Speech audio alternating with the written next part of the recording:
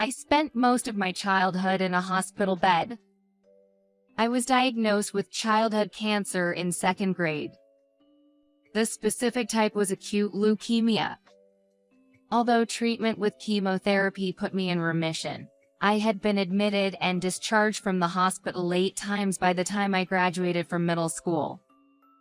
At first, friends who used to visit me gradually dwindled, thinking, is she back in the hospital again? And when I returned to school, I found it hard to fit back into the already formed groups. I could say my school days were some of the darkest times of my life. I didn't hate studying, but it was hard to keep up with my class. I'd easily get a fever if I overexerted myself, so pulling all-nighters for exams was something I just couldn't do. With such academic struggles and physical vulnerabilities, I opted for correspondence high school. I don't need to go to school, so I had a lot of free time. That's when I took up crafting, which would drastically change my fate. I started with making dolls out of wool felt. The first hedgehog I made, I thought was pretty cute, but the feedback from others wasn't all that great. Especially, my brother Mike's comment was pretty harsh. What's that? A naked mole rat? A naked mole rat? Is it that weird? Isn't it cute? Nope. Far from cute. He is always straightforward about everything. In his words, he's a man who can't lie. That's probably why his unfiltered feedback ignited a fire in my competitive spirit. When I get into something, I tend to dive in without thinking of the consequences. Holding onto my needle for hours every day, I'd often get nagged by my mom, warning me to take it easy so I wouldn't feel sick again. I bought books to study, watched countless videos to emulate techniques. I even attended craft classes at a local craft store in the neighborhood. All this effort seemed to pay off as I began to feel more confident in my skills. Well, this lion is pretty cute. Kinda looks like a character from a donut shop. Can I have this? Inside, I cheered. I won. I got my brother to say it was cute. How about I attach a keychain ring to it so you can hang it on your back? What? You can do that?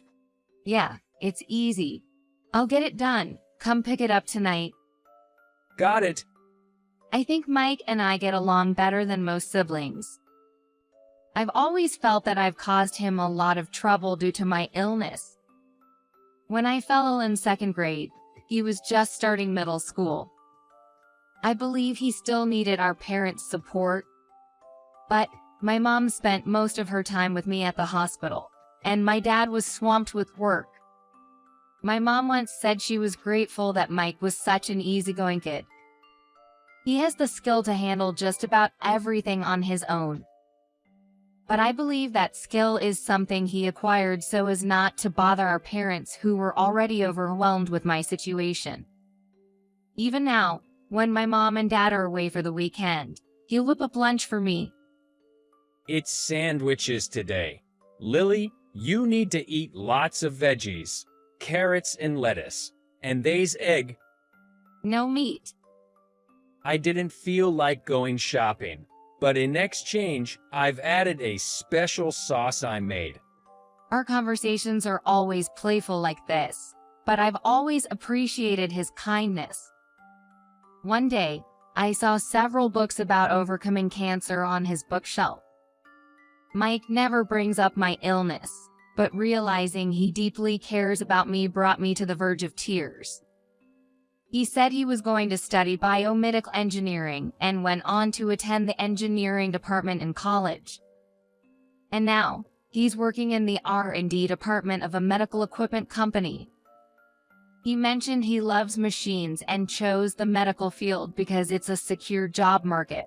However, I can't help but think that seeing my struggle with my disease influenced his decision in some way. He attaches the lion keychain I gave him to his bag when he goes to work.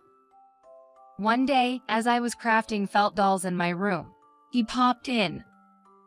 Hey, can you make me another keychain like the one you gave me? Sure. Are you planning to give it to your girlfriend or something? Girlfriend, I wish I had one. Sadly, it's a guy who asked me for that keychain. My felt creations have become so popular that they ranked high on handmade selling websites. I managed to graduate high school, but found it difficult to find a job. So, I chose to pursue a path in handmade crafts from home. Now, although I still live with my parents, I earn enough to cover my own living expenses. You can have this one. It hasn't been reserved yet. I picked up a giraffe plushie and he burst out laughing. Oh, great choice. That looks like something he'd like. Handing over the giraffe keychain, he happily took it and left. A few days later, I received an email from him. It read that the colleague he'd given the giraffe keychain to wanted to meet and thank me in person. Growing up, most of my life was spent just going back and forth between home and the hospital. So, it was rare for me to interact with anyone outside of my family, let alone have dinner with a stranger. Especially with a man. I had never thought about it. Perhaps sensing my anxiety due to my delayed response, he messaged me, "I'll come with you, so don't worry. If you're coming, it should be okay." I sent an email agreeing to the meetup. 3 nights later, Mike came to pick me up, and we headed to an Italian restaurant. His colleague had arrived before us. Oh, I'm sorry for imposing on you like this. The colleague, who I came to know as Ryan, looked more nervous than I did. He stood up and shook my hand. Nice to meet you."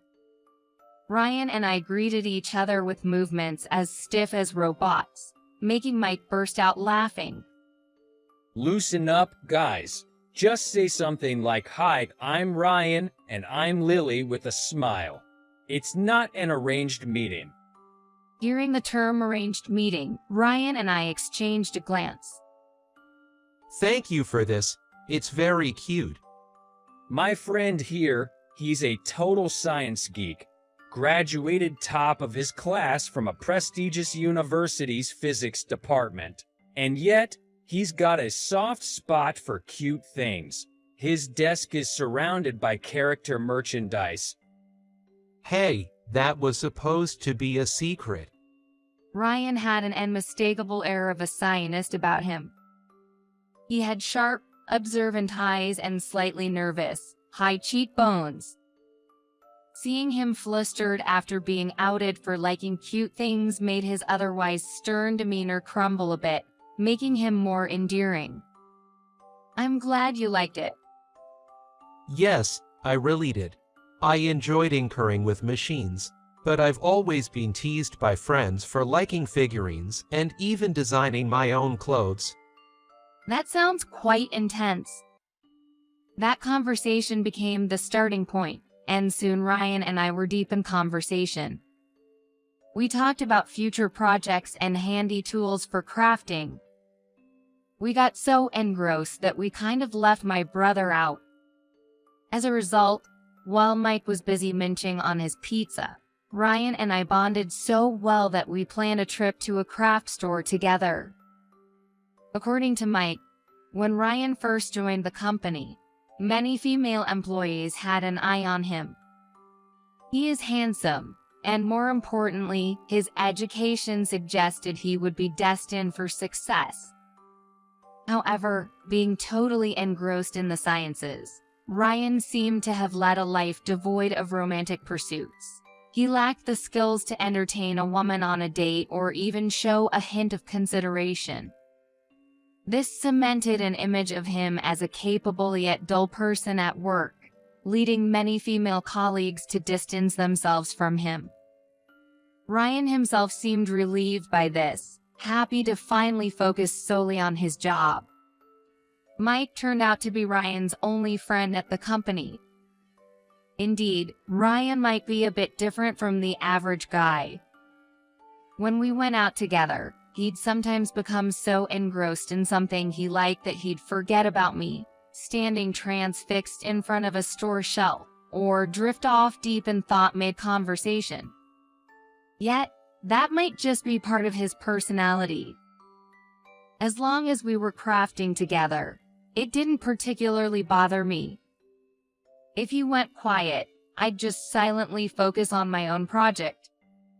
This unique relationship of ours lasted for 2 years, until Mike made another of his impactful remarks.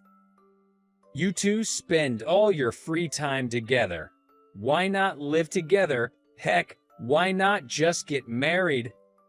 Upon hearing that, Ryan nodded and said, "That makes sense," turning to me. Lily, will you marry me? I dropped the needle I was holding in surprise at this sudden proposal, casually made with a cup of coffee in hand. It was completely out of the blue, and there wasn't even a hint of romance in the air. And proposing in front of my brother, of all people. Half angered and half astonished, I stared at Ryan. But this proposal was a desperate ploy orchestrated by my brother. It was meant to push both the hesitant Ryan and the oblivious me, who couldn't recognize his feelings. Shyly, he reached into a bag at his feet and carefully pulled something out. It was a pair of teddy bears he'd made, sitting facing each other. And one of the bears was handing a ring to the other. "Is this?" I'm not good with words and can't express my feelings well, so I thought I'd let this little guy deliver the ring. Wrapped around the bear's chest was a ribbon engraved with the words, "Will you marry me?" Of course, my response was yes.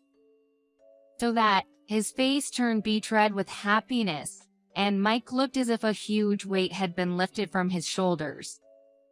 From then on, things moved at a brisk pace. We paid a visit to our parents and set the wedding date. I stitched my own wedding gown, and Ryan crafted the bouquet I carried, as well as the flower to adorn his tuxedo. The wedding was a modest affair held at a restaurant, attended by close family, a handful of my friends, and Ryan's co-workers. It felt just right for us. The ceremony progressed smoothly. My friends sang a playful parody dedicated to us, lifting everyone's spirits. Ryan's colleagues humorously acted out how some female staff would shy away from his over-the-top geekiness while also praising his skills and work ethic. We went around, greeting and thanking all who came. Most folks were telling us, "You two are a match made in heaven and wish you all the best." But out of the blue, we got hit with some unexpected remarks. Hey Ryan, I just can't get why someone with your great genes would mix with those lesser ones. I was caught off guard and couldn't make heads or tails of it at first. But then, with a bit too much booze in him, he went on, and I was at a loss for words. That lady, her education's pretty darn low. Even if she says she finished high school, it was probably some online program, right? And her job, being a craft artist, isn't that even lower than a part-time gig? It was something I had been concerned about myself, so I froze when he said it right in front of me. Compared to Ryan, an honor grad from a top state university, I felt like a woman with health issues, lacking in both education and any decent job experience. It felt like we were worlds apart. The guy spouting off, clearly drunk, was restrained by his buddies and escorted out to cool off, but a palpable tension hung in the air. Nonetheless, the party continued, and soon it was Ryan's turn to speak. He was visibly nervous, his hands trembling holding his notes. But unexpectedly, he crumpled that sheet, pocketed it, and began to share his heart. Thank you all for gathering here today on behalf of the two of us. We're still greenhorns, And in order for us to build a better home and live happily in the future, we need your help and guidance. Please bestow upon us your blessings and guidance. With that, he looked up with determination. My wife, Lily, is an incredible woman. It's true she doesn't have a formal education, but there's a reason for that. As some of her close friends might know, she's been battling leukemia since she was a child. Going through leukemia treatment is tough, even for adults. She endured all that pain and suffering at such a young age, and that strong person is Lily. And even after that, despite all the odds, she paved her own path. What connected us was her handmade craft. Saying that, he pulled out a familiar giraffe keychain from his pocket. Look at this gentle face. It's a testament to the heart of its maker. And what moved me, which my colleagues will understand, is the pattern on its back. If you look closely, it forms a beautiful spiral based on the Fibonacci sequence. Though some in the crowd didn't quite get what he was getting at, his colleagues let out impressed exclamations, while Mike had a wry smile on his face. She's a genius. It's because she inherently understands what's beautiful that she can create such wonderful things. I believe the genes that inherit my intelligence and her artistic sense are precisely what the next generation should possess. I'm grateful to God for having met such an amazing woman, and I'm also thankful to her brother and my colleague, Mike, for bringing us together. When he finished his speech, the room erupted with thunderous applause. Surprisingly, among the applause, the loudest claps came from the man who had earlier made a snide comment about my education. Incredibly, that man was weeping as he clapped, shouting, "Lily, you're the best!" As the ceremony concluded and we were seeing off the guests, that same man approached us, looking rather guilty. I'm so sorry for my rude remarks earlier. Even though I was drunk, there's no excuse for saying such things. I truly believe you're a fantastic person. If you wouldn't mind, could you make me a keychain too? Sure, I'm not too familiar with the Fibonacci sequence, but I'll give it a shot. The man apologized again and left. The wedding might have had its ups and downs. But looking back, I think it was a truly wonderful ceremony. All of it was thanks to Ryan's heartfelt words. He is not good at public speaking, but I was really happy that he spoke for me like that. Lily, I'm so happy for you. I guess my duty to protect my lil sis is over now. Now you have Ryan to look out for you. Yeah, Mike, thank you for everything up until now. That was the first time I shed tears that day. My bro, Mike, who's always done so much for me. I hope from now on, I can do something in return. First, I need to build a happy home with Ryan and make sure Mike doesn't have to worry about me. And if possible, I'd love to help find the perfect partner for him someday.